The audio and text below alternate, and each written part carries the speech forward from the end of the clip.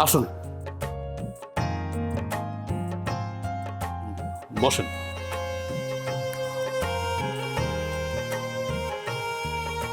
এইটা আমার বাসা,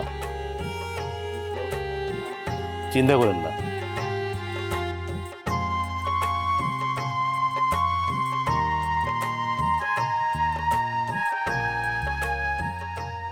আমার ওয়াইফ, আমার বউ।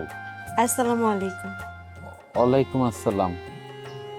মাশাল্লাহ, বৌমা অনেক সুন্দর। আর বাবাজি, তুমি আমাদের তোমার বাড়িতে কেন নিয়ে এলা?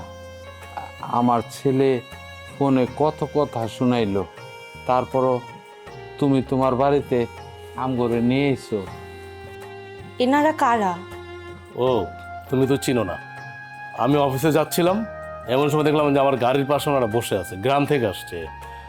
তো ওনাদের ছেলের একটা ফোন নাম্বার আমার কাছে দিল, আমি আমার ফোন দিয়ে ছেলেকে ফোন দিলাম। ছেলে তো ওনাদেরকে অস্বীকার করলোই, চিনে না। আর কত আজে বাজে কথা বললো। শুধু কি তাই, আমার কি বলে শুনবা ওনার ছেলে? যে আপনার যেহেতু এত দরদ লাগে, আপনি আপনার বাড়িতে নিয়ে যান, নিয়ে আমার বাবা মারে চিকিৎসা করান। চিন্তা করতে পারো ওনার ছেলের মন মানসিকতা কেমন, কত জঘন্য, কত নীচ।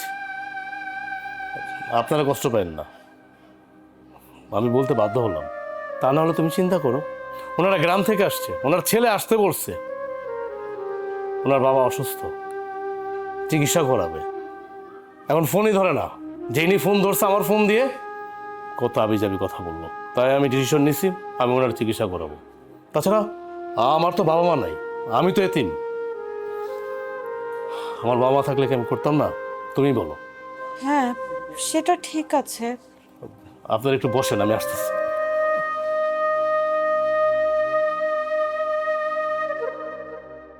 আমার হাজব্যান্ডের মুখে যা শুনলাম, আপনাদের ছেলে নাকি আপনাদেরকে অস্বীকার করছে, শুনে খুবই খারাপ লাগলো। আজকালকার ছেলেপেলেরা কেমন জানি, বাবা মাদেরকে একদম দেখতে চান না, তাদের দায়িত্ব পালন করতে চান না। খুব খারাপ লাগে এই বিষয়গুলো।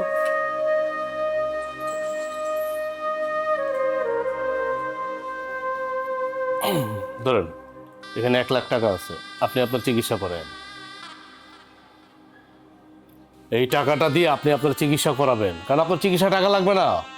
না না বাবা, এই টাকা আমরা রাখতে পারব না। যে হ্যাঁ আমাকে নিজের পোলাই আমাকে পরিচয় দিল না, আমাকে চিনতে পারলো না, আবার তোমার কতগুলা কথা শুনাইলো।